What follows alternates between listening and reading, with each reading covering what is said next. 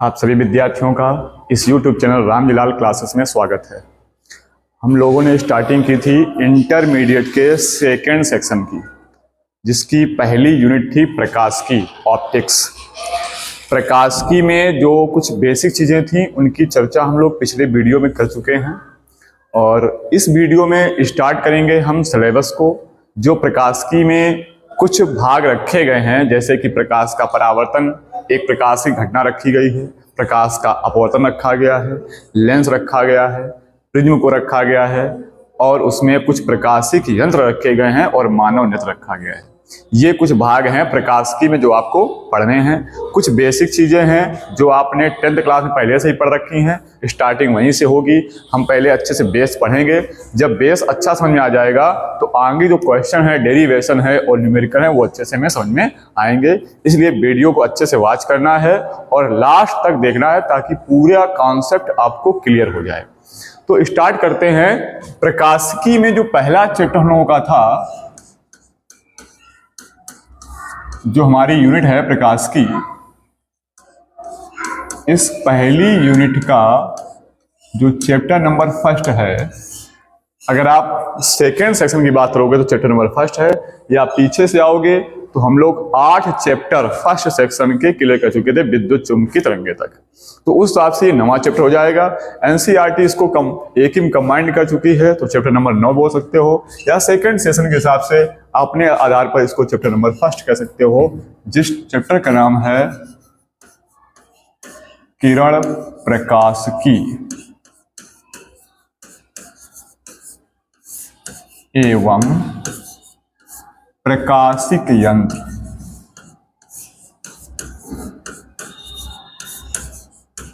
किरण प्रकाशिकी एवं प्रकाशिक यंत्र, अगर इसको हम इंग्लिश में लिखेंगे तो हम लोग लिख सकते हैं रे ऑप्टिक्स,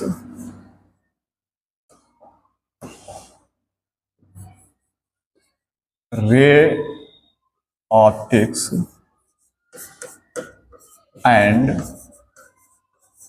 ऑप्टिकल इंस्ट्रूमेंट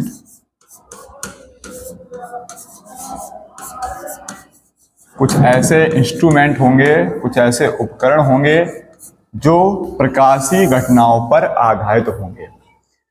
किरण प्रकाशिकी क्या है? किरण प्रकाशिकी, तो किरण प्रकाशिकी में प्रकाश को किरण माना जाता है और इसके पथ को सरल रेखा मान करके हम प्रकाशीय गुणों का, प्रकाशीय घटनाओं का अध्ययन करते हैं। इसमें प्रकाश को किरण मानना है और उस किरण के जो पथ को मानना है वो सरल रेखा, और ऐसा मान करके हम प्रकाशीय गुणों का अध्ययन करते हैं। तो प्रकाश क्या है? प्रकाश एक विशेष प्रकार की ऊर्जा होती है जिसको हम लोग लाइट बोल सकते हैं, और इस ऊर्जा का काम होता है कि प्रकाशिक तंत्रिकाओं को, आंख की जो प्रकाशिक तंत्रिकाएं हैं उनको उत्तेजित करे और हमें देखने की शक्ति अर्थात दृश्य संवेदना प्रदान करे। क्योंकि हम अपनी आंख से तभी वस्तुओं को देख पाते हैं जब प्रकाश रूपी ऊर्जा हमारी आंख पर वस्तुओं से टकराकर पहुंचती है। जिस पदार्थ से प्रकाश हमारा परावर्तित होकर के हमारी आंख पर पहुंचता है वो वस्तु हमें दिखाई देती है। यही कारण होता है कि दिन के समय में हमें सारी वस्तुएं दिखाई पड़ती हैं, लेकिन रात के अंधेरे में वस्तुएं दिखाई नहीं पड़ती हैं, क्योंकि अंधेरा हो जाने पर प्रकाश ना होने के कारण वस्तुओं से प्रकाश परावर्तित होकर के हमारी आंख पर नहीं पहुंच पाता है, जिस वजह से हम वस्तुओं को देख नहीं पाते हैं और उन वस्तुओं को देखने के लिए हम प्रकाश उत्पन्न करने की कोई ना कोई व्यवस्था करते हैं। जैसे कि लाइट जलाते हैं, बल्ब से प्रकाश उत्पन्न करते हैं, या मोमबत्ती से प्रकाश उत्पन्न करते हैं, या टॉर्च की सहायता से, जैसे हमारे पास व्यवस्था होती है उसी व्यवस्था से हम प्रकाश को उत्पन्न करते हैं और तभी वस्तुओं को देख पाते हैं। दिन के समय में सूर्य का प्रकाश होता है जो वस्तुओं से परावर्तित हो करके हमारी आंख पर पहुंचता है और हम वस्तुओं को देख पाते हैं। तो कैसे प्रकाश परावर्तन होता है, उस प्रकाश की परावर्तन घटना को समझना है। तो प्रकाश एक क्या है कि विशेष प्रकार की ऊर्जा होती है जो हमारी आंख की प्रकाशित तंत्रिकाओं को उत्तेजित करके हमें दृष्टि संवेदना प्रदान करती है, अर्थात देखने की शक्ति प्रदान करती है प्रकाश। जो प्रकाश की पहली घटना है वो घटना है प्रकाश का परावर्तन। ये घटना आपने छोटी कक्षाओं से पढ़ रखी है, प्रकाश का परावर्तन, जिसको आप कह सकते हैं reflection of light.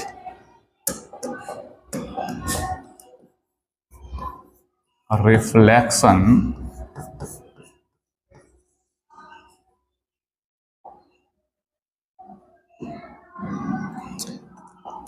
Reflection of light, प्रकाश का परावर्तन।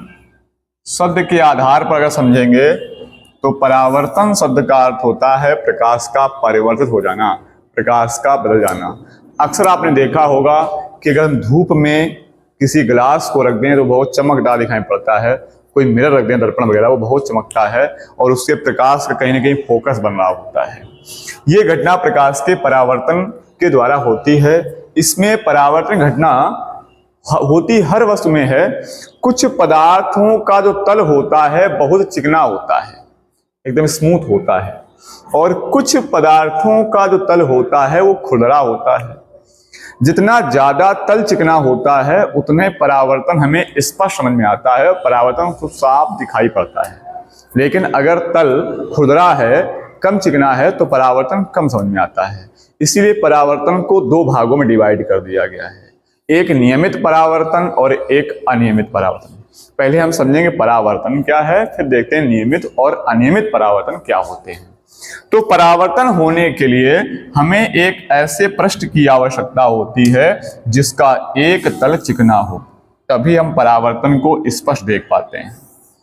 जैसे ये कोई, आप ये मान लीजिए कोई सरफेस है, जैसे आप हाथ देख पा रहे हैं, इसका इस हाथ का एक साइड ये है, एक पीछे का साइड है, दो साइडें हैं। हर एक जो भी आप ग्लास वगैरह जो भी लेंगे, पदार्थ लेंगे, उसमें दो साइडें होंगी, दो पार्ट्स होंगे, एक ये पार्ट्स एक ये पार्ट्स। अब अगर मान लीजिए हमने नीचे वाले पार्ट्स पे पॉलिश कर रखी है, अगर नीचे वाले सरफेस पे इस वाले भाग पे हमने ऐसे पॉलिश कर दिया, पेंट कर दी, अब जब पॉलिश ऐसे कर देंगे तो जो प्रकाश इसके ऊपर गिरेगा वो इसको पास नहीं कर पाएगा। और आपको ये बात पहले से पता है, प्रकाश ऊर्जा है, ऊर्जा होने की वजह से इसमें भार होता नहीं है। जब भार नहीं होता है तो प्रकाश इसको पास नहीं कर पाएगा, तोड़ नहीं पाएगा। भार होता तो तोड़ देगा सरफेस को, ये जब भार ही नहीं तो तोड़ पाएगा नहीं, और जब पॉलिश कर दी है तो इसको प्रकाश पार नहीं कर पाएगा। अब अगर इस पृष्ठ पर हम प्रकाश कहीं से आपतित कर देते हैं, मान लीजिए हमने क्या किया, एक प्रकाश की किरण इधर से डाल दी, ये है प्रकाश किरण। जब ये किरण जाएगी, आगे से भार होता तो ये तोड़ देती, भार है नहीं तो ये क्या करेगी, यहां से रिफ्लेक्ट हो जाएगी, यानी यहां से टकराने के बाद कुछ इस प्रकार से निकल जाएगी। जब ये देखा हमने तो इसी घटना का नाम रख दिया प्रकाश का परावर्तन, कि प्रकाश आया और अपने मार्ग से परिवर्तित हो गया। प्रकाश आया और इस चिकने तल से क्या हो गया, परिवर्तित हो गया, उसी माध्यम में चला गया, अपना रास्ता चेंज करके उसका रास्ता परिवर्तित हो गया है। इस रास्ते से प्रकाश आ रहा था और यहां से परिवर्तित होकर के ऐसे जा रहा है, इसलिए इसको प्रकाश का परावर्तन कह दिया। अब एंगल पता करने के लिए कितना परावर्तन हुआ है, तो उसके लिए हम यहां से इस पृष्ठ पर एक लंब डाल देते हैं, ये एक लंब डाल देते हैं। इस तल पर लंब पड़ा है, तल की ओर डाले गए लंब को अभिलंब कह देते हैं, इसको हम लोग कहते हैं अभिलंब, और इंग्लिश भाषा में इसको हम लोग लिख सकते हैं नॉर्मल, इसको आप नॉर्मल कह सकते हैं। ये तल की ओर लंब डाला गया है, ये अभिलंब। जो किरण हम डालते हैं पृष्ठ पर, या जो पृष्ठ पर आती है किरण, इस प्रकाश किरण को हम आपतित किरण कहते हैं, साइंस के भाषा में, साइंटिफिक वर्ड में।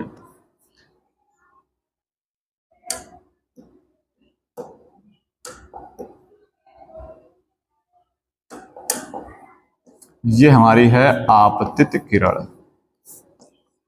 अगर इसको हम अंग्रेजी में बोलना चाहेंगे तो लिख सकते हैं इंसिडेंट रे, इंसिडेंट रे, ये है हमारी आपतित किरण। और ये किरण यहां से परावर्तित होकर जा रही है, इसलिए इस किरण को बोलते हैं परावर्तित किरण।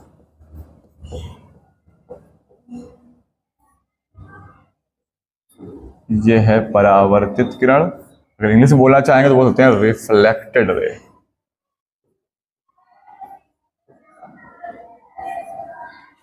ये आपतित किरण है जो डाली गई है, ये जो टकरा के यहां से वापस जा रही है ये परावर्तित किरण है। ये आपतित किरण आप देखेंगे इस अभिलंब के साथ एक कोण बना रही है। आपतित किरण बना रही है किसके साथ? अभिलंब के साथ। तो जब आपतित किरण अभिलंब के साथ बनाएगी कोण, तो इस कोण को नाम दे दिया जाता है आपतन कोण। क्या नाम दे देते हैं? आपतन कोण। इस कोण को हम लोग बोल देते हैं आपतन कोण। इंग्लिश बोलते हैं इसको इंसिडेंट एंगल, इसलिए इसको आई से संकेत कर देते हैं। आपतित किरण ने अभिलंब के साथ जो कोण बनाया उसे आपतन कोण कहते हैं। पूछ दिया जाए आपतन कोण क्या होता है, तो आप कह सकते हो आपतित किरण अभिलंब के साथ जो कोण बनाती है उस कोण को आपतन कोण कहते हैं। इसी प्रकार देखो ये परावर्तित किरण है, ये भी अभिलंब के साथ एक कोण बना रही है। यहां आपतित किरण ने बनाया था अभिलंब के साथ तो आपतन कोण बन गया, क्योंकि आपतित किरण बना रही है।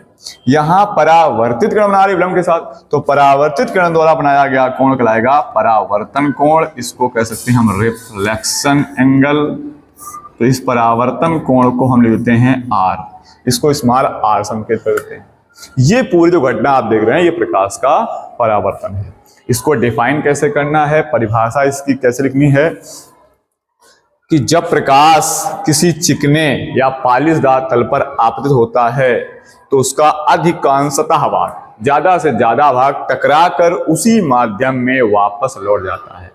परावर्तन में आप विशेष बात ध्यान रखेंगे कि माध्यम चेंज नहीं होता है, लेकिन जब ऐसी घटना आप अपवर्तन पढ़ेंगे तो वहां माध्यम बदल जाएगा। परावर्तन में माध्यम चेंज नहीं होता है, लेकिन अपवर्तन में माध्यम चेंज होगा। तो जब प्रकाश किरण कहां पड़ती है, किसी चिकने या पालिशदार तल पर गिरती है, तो उसका अधिकांशतः भाग, आधे से ज्यादा भाग टकरा करके वापस लौट जाता उसी रास्ते से जैसे आया था। कुछ भाग हो सकता है इधर उधर बिखर भी हो जाए। अगर बहुत चिकना तल है, बिल्कुल 100% है, तो पूरा पूरा प्रकाश लौट जाएगा। कुछ चिकनेपन में कमी है तो फिर उसका कुछ भाग कम जाएगा, ज्यादा से ज्यादा भाग प्रकट हो जाएगा। तो ये प्रकाश का अपने रास्ते से उसी मार्ग में टकरा के लौट जाना प्रकाश का परावर्तन है। डेफिनेशन फिर एक बात सुन लीजिएगा कि जब प्रकाश किसी चिकने या पालिशदार तल पर आपतित होता है तो उसका अधिकांशतः भाग उसी माध्यम में वापस लौट जाता है। इस घटना को प्रकाश का परावर्तन कहते हैं। अब यहां ये ध्यान रखना होगा कि परावर्तन के लिए आपतित किरण क्या होगी? जो किरण पृष्ठ पर आएगी वो कहीं से भी आ रही हो, जो आने वाली किरण होगी ये जैसे आ रही है तो इस किरण को आपतित किरण कहा जाएगा। ये अभिलंब के साथ जो कोण बनाएगी वो आपतन कोण हो जाएगा, और जो यहाँ परावर्तित होकर के यहाँ से निकलेगी इसको परावर्तित किरण कहा जाएगा, और ये अभिलंब के साथ जो कोण बनाएगी वो परावर्तन कोण कहा जाएगा। कहीं से भी आप डाल दें, अगर ये पृष्ठ आपका है और हमने यहां से ऐसे किरण डाल दी तो ये आपतित किरण बन जाएगी, ये अभिलंब बन जाएगा और ये आपतन कोण बन जाएगा, और ये किरण टकरा के लौटेगी तो ये बन जाएगा परावर्तित किरण और ये बन जाएगा परावर्तन कोण। जो किरण आएगी उसी को आपतित कहेंगे, चाहे इधर से आ रही हो या ऐसे आ रही हो या ऐसे आ रही हो। पृष्ठ पर आने वाली किरण, पृष्ठ पर गिरने वाली किरण, तल पर आपतित करने वाली किरण को आपतित किरण कहते हैं, और वो अभिलंब के साथ जो कोण बनाएगी वो आपतन कोण कहा जाएगा। और उस पृष्ठ से जो टकरा कर किरण लौटती है उसी माध्यम में, उस किरण को परावर्तित किरण कहते हैं। ये बातें बेसिक आपको पता होनी चाहिए। डेफिनेशन आप देख सकते हैं, हमने समझा दिया है आपको। अब बात उठती है परावर्तन के नियम क्या हैं। पहले हम परावर्तन के नियम पढ़ेंगे, फिर परावर्तन के प्रकार पढ़ते हैं। परावर्तन के नियम। तो परावर्तन होने के लिए दो नियमों की आवश्यकता होती है। इन दो नियमों के अंतर्गत ही प्रकाश का परावर्तन संभव है। पहला नियम जो है वो क्या है कि आपतित किरण जो आपकी है, जो इस पृष्ठ पर किरण गिर रही है अर्थात आपतित किरण, और जो ये परावर्तित किरण जो जा रही है, और इस बिंदु को जहां दोनों किरणें मिल रही होती है इसको हम कहते हैं आपतन बिंदु। इस आपतन बिंदु पर जो अभिलंब है ये तीनों एक ही तल में होने चाहिए। अगर तीनों एक ही तल पर हैं, कौन कौन? आपतित किरण, परावर्तित किरण और इस आपतन बिंदु पर अभिलंब, तो ही परावर्तन होता है। नियम में आप लिख सकते हो, नियम हम लिखे दे रहे हैं ताकि जरूरी है समझना चाहिए आपको कि आपतित किरण और कौन सी किरण है, परावर्तित किरण, आपतित किरण कामा परावर्तित किरण, और इस आपतन बिंदु पर अभिलंब तथा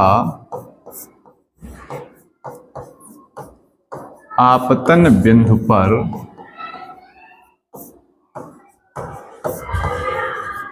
अभिलंब कहाँ होंगे? तीनों एक ही तल में होते हैं। आपतन बिंदु पर अभिलंब तीनों एक ही तल में होते हैं, और अगर ऐसा है तो प्रकाश के परावर्तन की घटना संभव है। ये आपकी आपतित किरण, यानी ये वाली आपतित किरण, ये परावर्तित किरण, इस आपतन बिंदु पर ये अभिलंब, तीनों एक ही तल पे होते तो प्रकाश का परावर्तन होता है। दूसरा बहुत ही इंपॉर्टेंट नियम कि जो कोण ये बना है अर्थात आपतन कोण, और ये जो बना है परावर्तन कोण, ये दोनों कोण आपतन कोण और परावर्तन कोण हमेशा आपस में बराबर रहते हैं। इसका मतलब ये है जितने ही कोण से किरण अभिलंब के साथ आएगी उतने ही कोण से यहां से वापस निकलेगी अभिलंब के साथ, यानी आपतन कोण और परावर्तन कोण हमेशा बराबर रहेंगे। अगर आपतित किरण अभिलंब के साथ 30 अंश का कोण बना रही है तो परावर्तित किरण भी जाते समय अभिलंब के साथ 30 अंश का ही कोण बनाएगी। अगर इस आपतित किरण ने अभिलंब के साथ 50 अंश का कोण बनाया है तो जाने वाली परावर्तित किरण भी अभिलंब के साथ 50 अंश का ही कोण बनाती है। यानी हम कह सकते हैं कि आपतन कोण तथा परावर्तन कोण सदैव बराबर होते हैं। कैसे होते हैं? आपस में दोनों बराबर रहते हैं, अर्थात कोण I बराबर कोण R। ये दोनों कोण बराबर, इतना कोण I होगा उतना ही कोण R होगा। ये है प्रकाश के परावर्तन की घटना। अब जो परावर्तन होता है वो दो प्रकार से होता है। देखिए कौन कौन प्रकार है परावर्तन के।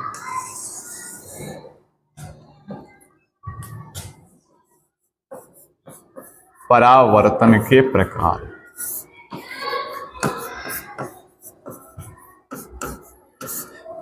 अंग्रेजी में लिखना चाहेंगे तो लिख सकते हैं टाइप्स ऑफ रिफ्लेक्शन।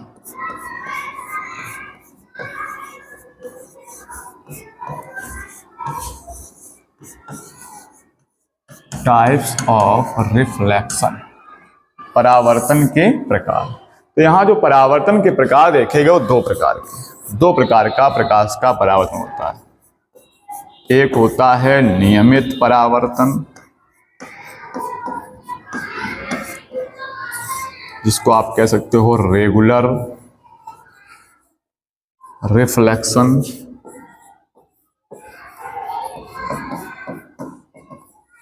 और दूसरा होता है अनियमित परावर्तन। अनियमित परावर्तन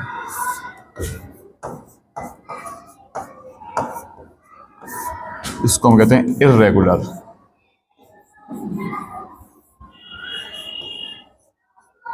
इर्रेगुलर रिफ्लेक्शन। ये बहुत छोटी चीजें हैं, आपने पढ़ रखी हैं, लेकिन फिर भी बेस आपको आना चाहिए। अगर बेस हम मजबूत लेते हैं तो आगे चीजें बहुत ही समझ में आएंगी, इसलिए हम इसको थोड़ा सा डिटेल से समझा रहे हैं।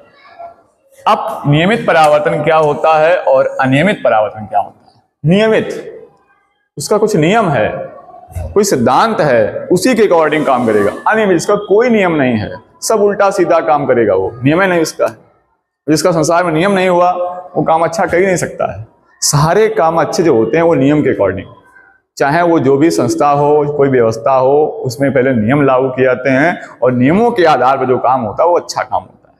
यानी अगर अच्छा परावर्तन आपको देखना है तो आपको मिलेगा नियमित परावर्तन में, और उल्टा सीधा परावर्तन देखना है तो आपको मिलेगा अनियमित परावर्तन में। तो आइए जरा देखते हैं क्या होता है नियमित और अनियमित परावर्तन।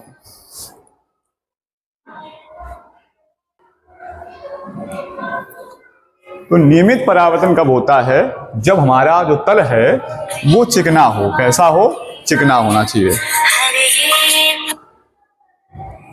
अगर कोई इस प्रकार का तल है जो पूर्णतया चिकना है, और इस पर जब प्रकाश आपतित होता है समांतर रूप से, इसमें समांतर किरणें आती हैं ऐसे, ये प्रकाश किरणें समांतर आती हैं और यहां से परावर्तन के पश्चात वो समांतर ही जाती हैं। अगर ऐसा परावर्तन आपको दिखे तो इसको आप कह सकते हो नियमित परावर्तन। इसमें क्या है, ये जब तल चिकना होगा तो प्रकाश किरणें इस पर समांतर आपतित होंगी और वापस जब जाएंगी तो समांतर ही जाएंगी। ये अपना नियमित परावर्तन है। ये जितनी ज्यादा तल चिकना रखा जाएगा उतना ज्यादा स्पष्ट आपको दिखेगा। समांतर किरणें आपतित होंगी और परावर्तन के पश्चात समांतर ही जाती है। दूसरा अपना है अनियमित परावर्तन। इसमें क्या होता है, जो अनियमित परावर्तन होता है इसमें किरणें आती तो समांतर हैं, प्रकाश किरणें समांतर आपतित होंगी इस प्रकार से, लेकिन जब इनका परावर्तन होगा, अगर तल बिल्कुल चिकना नहीं है तो ये परावर्तन के पश्चात इधर उधर बिखर जाती है। कोई ऐसे हो जाएगी, कोई ऐसे हो जाएगी, कोई ऐसे बिखर जाएगी, यानी ये समांतर एक जगह एक साथ नहीं लौट पाती, इधर उधर बिखर जाती है। ऐसे परावर्तन को हम कहते हैं अनियमित परावर्तन। तो ये नियमित परावर्तन है, ये अनियमित है। इसमें समांतर किरणें आती हैं, परावर्तन के बाद समांतर ही जाती हैं। ऐसा तब संभव होता है जब ये तल चिकना होता है। अगर तल ये चिकना नहीं है तो किरणें आएंगी समांतर, लेकिन परावर्तन के पश्चात इधर उधर बिखर जाती हैं। ऐसे परावर्तन को हम लोग क्या बोलते हैं, अनियमित परावर्तन बोलते हैं। तो ये थे परावर्तन और नियमित परावर्तन के दोनों के भाग। अब परावर्तन का फायदा क्या हमें है, प्रतिबिंब से हम करते, परावर्तन हम करते क्या है, तो परावर्तन पढ़ने के लिए हमारे लिए यूज क्या इसका होता है, वो यूज होता है प्रतिबिंब, कि हम परावर्तन क्रिया से प्रतिबिंब बना सकते हैं। क्या बना सकते हैं, प्रतिबिंब। कैसे बनते हैं प्रतिबिंब जरा समझेंगे हम लोग। यहां पर प्रतिबिंब बनाने के लिए आपको दर्पण की आवश्यकता होगी। पहले हमें प्रतिबिंब पढ़ना है, फिर आगे दर्पण पढ़ना है। लेकिन अगर दर्पण की आपको जानकारी है तो प्रतिबिंब आपको अच्छे से समझ में आ जाएगा। दर्पण को हम बोलते हैं मिरर। दर्पण आप पढ़ेंगे दो प्रकार के, समतल दर्पण और गोली दर्पण। गोली दर्पण फिर दो प्रकार के आगे पढ़ेंगे, उत्तल दर्पण और अवतल दर्पण। तो प्रतिबिंब क्या होता है, प्रतिबिंब होता है, इसको इंग्लिश में लोग कहते हैं इमेज। प्रतिबिंब होता है किसी वस्तु का रूप और आकृति का बनना। अगर हम किसी वस्तु की आकृति बनाते हैं वो उसका प्रतिबिंब कहलाता है। तो हम दर्पण के द्वारा प्रतिबिंब बना सकते हैं। और प्रतिबिंब घटना जो होती है वो घटना होती है प्रकाश के परावर्तन की। जैसे मान लीजिए हमारे पास कोई एक दर्पण है, मान लो एक अवतल दर्पण है। एक एग्जाम्पल समझा रहे हैं। ये इसका मुख्य अक्ष होगा, आगे आप पढ़ेंगे। ये इसका ध्रुव होगा, यहाँ फोकस होगा। ये बातें सब आगे पढ़ने में मिलेंगी अभी आपको। ये वक्रता केंद्र है। मान लो यहां हमने कोई वस्तु रख दी एक। अब इस वस्तु से हमने प्रकाश किरणें आपतित की दर्पण पर, एक किरण समांतर डाल दी। इसके नियम होंगे कि फोकस जाएगी। दूसरी मान लो हमने फोकस डाल दी, इसका नियम होगा समांतर लौटेगी। अब यहां से इस पॉइंट से किरणें चली, फिर इनका यहां परावर्तन हुआ और परावर्तन के पश्चात इस बिंदु पर मिल गई। तो इस बिंदु का ये बिंदु प्रतिबिंब कहा जाएगा। जिस बिंदु से किरणें चली उनका यहां परावर्तन हुआ, परावर्तन मतलब टकरा के लौटे प्रकाश। तो टकरा के लौटना ना बोल करके हम क्या बोल देंगे, प्रकाश का परावर्तन हो रहा है। तो ये परावर्तन के पश्चात जिस बिंदु पर मिल जाती हैं उस बिंदु को हम कहते हैं प्रतिबिंब। अब जरूरी नहीं है कि किरणें मिल ही जाएं। कभी कभी ऐसा होगा, जैसे यहां पर जब उत्तल दर्पण आप लेंगे, उत्तल दर्पण का ये फोकस होगा, इधर यहाँ कहीं वक्रता केंद्र होगा, ये ध्रुव होगा। इस पे जब मान लो यहाँ पे बस रख देंगे हम ये वस्तु, और इस पर जब प्रकाश किरणें आपतित करेंगे, इसे एक किरण डाल दी हमने, ये समांतर की एक हमने यहाँ डाल दी, वक्रता केंद्र से गई। तो जो समांतर जाती है वो आपको ऐसे फोकस से यहाँ से जाती जा नहीं पाएगी, इधर पेंट होती है, ऐसे आपको जाती हुई आभास होगी। और जो वक्रता केंद्र जाती है इसका नियम कहेगा कि सीधे लौटाएगी, लेकिन आपको ऐसे जाती हुई आभास होगी। तो इस पॉइंट पर ये किरणें मिलती हमें आभास होंगी। ये जो प्रतिबिंब है वो आभासी है। इस बिंदु से किरणें चली थी, इस बिंदु पर मिलती हुई आभास हो रही हैं। तो ऐसे प्रतिबिंब को हम आभासी या काल्पनिक प्रतिबिंब कहते हैं। और इस प्रतिबिंब को हम कहते हैं वास्तविक प्रतिबिंब। इसे क्या बोलेंगे, वास्तविक। तो प्रतिबिंब हमारे हो जाते हैं दो प्रकार के, एक वास्तविक प्रतिबिंब और एक आभासी प्रतिबिंब। दोनों में डिफरेंस क्या है? इसमें किरणें परावर्तन के पश्चात वास्तव में मिलती हैं और इसमें किरणें परावर्तन के पश्चात मिलती हुई आभास होती हैं या प्रतीत होती हैं। कैसे कहेंगे? पहले प्रतिबिंब परिभाषा, फिर वास्तविक और आभासी प्रतिबिंब परिभाषा। प्रतिबिंब क्या है? किसी एक बिंदु से चलने वाली प्रकाश किरणें यहां पहुंची, अब क्या होगा? परावर्तन के पश्चात जिस दूसरे बिंदु पर मिलती हैं या मिलती हुई प्रतीत होती हैं। तो सुनिए डेफिनेशन। प्रतिबिंब क्या है? किसी एक बिंदु से चलने वाली प्रकाश किरणें परावर्तन के पश्चात जिस दूसरे बिंदु पर मिलती हैं या मिलती हुई प्रतीत होती हैं, इस दूसरे बिंदु को पहले बिंदु का प्रतिबिंब कहा जाता है। किसी एक बिंदु से चलने वाली प्रकाश किरणें परावर्तन के पश्चात जिस दूसरे बिंदु पर मिलती हैं या मिलती हुई प्रतीत होती हैं, उसे क्या कहते हैं? प्रतिबिंब। अब प्रतिबिंब के प्रकार, तो प्रतिबिंब होते हैं दो प्रकार के।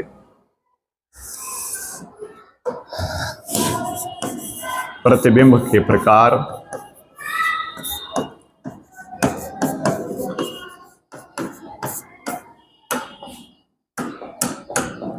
Types of image.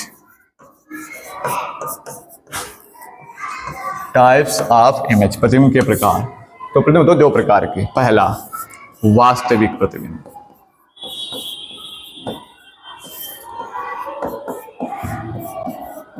वास्तविक प्रतिबिंब, इसको हम अंग्रेजी में कहते हैं रियल इमेज। ये वास्तव बनता है। इसकी विशेषता क्या होती है? इसको पर्दे पर आप स्क्रीन पर ले सकते हो वास्तविक प्रतिबिंब को। दूसरा अपना होता है आभासी प्रतिबिंब। आभासी या इसको काल्पनिक भी कह सकते हो, काल्पनिक प्रतिबिंब।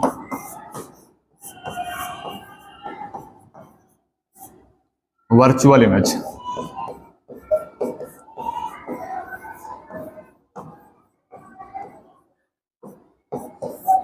वर्चुअल इमेज, आभासी प्रतिबिंब। क्या है वास्तविक प्रतिबिंब? अभी बताया हमने। किसी एक बिंदु से चलने वाली प्रकाश किरणें परावर्तन के पश्चात जिस दूसरे बिंदु पर, अभी मैं कहा था मिलती हैं या मिलती हुई प्रतीत होती हैं, अब मिलती प्रतीत अलग कर देंगे, केवल मिलती हैं। वास्तव में जिस दूसरे बिंदु पर मिलती हैं। किसी एक बिंदु से चलने वाली प्रकाश किरणें परावर्तन के पश्चात वास्तव में जिस दूसरे बिंदु पर मिलती हैं, उसे वास्तविक प्रतिबिंब कहते हैं। और इसकी विशेषता क्या है? इसे पर्दे पर प्राप्त किया जा सकता है। वास्तविक प्रतिबिंब को पर्दे पर प्राप्त किया जा सकता है, ये इसकी विशेषता है। इसको स्क्रीन पे आप ले सकते हैं। अब आभासी प्रतिबिंब क्या है? किसी एक बिंदु से चलने वाली प्रकाश किरणें परावर्तन के पश्चात जिस दूसरे बिंदु पर मिलती हुई प्रतीत होती हैं, आभास होती हैं, ऐसे प्रतिबिंब को आभासी प्रतिबिंब या काल्पनिक प्रतिबिंब कहते हैं। यहां मिलती हैं वास्तव में तो वास्तविक प्रतिबिंब, यहां मिलती है आभास होती हैं, प्रतीत होती हैं, तो आभासी प्रतिबिंब हो गया। इसकी विशेषता क्या है? इसे पर्दे पर प्राप्त नहीं किया जाता है। इसे पर्दे पर प्राप्त नहीं किया जा सकता है। वास्तविक प्रतिबिंब पर्दे पर प्राप्त होता है, लेकिन आभासी प्रतिबिंब पर्दे पर प्राप्त नहीं किया जाता है। दो प्रकार के प्रतिबिंब बनेंगे। दर्पणों का काम हमारा होगा प्रतिबिंब बनाना। दोनों प्रकार के प्रतिबिंब हम सीखेंगे, वास्तविक प्रतिबिंब और आभासी प्रतिबिंब। तो आज के वीडियो में हम लोग पढ़े कि परावर्तन क्या होता है, परावर्तन नियम क्या होते हैं, परावर्तन कितने प्रकार के होते हैं, और प्रतिबिंब क्या होता है और प्रतिबिंब कितने प्रकार के होते हैं। नेक्स्ट वीडियो में हम बात करेंगे दर्पण की। दर्पण क्या है, दर्पण से कितने भाग होते हैं, कौन दर्पण कैसे प्रतिबिंब बनाता है, ये सारी बातें नेक्स्ट वीडियो में करेंगे। तब तक ये बेसिक परावर्तन और प्रतिबिंब के बारे में आप तैयार कर लीजिएगा। Thanks for watching my video.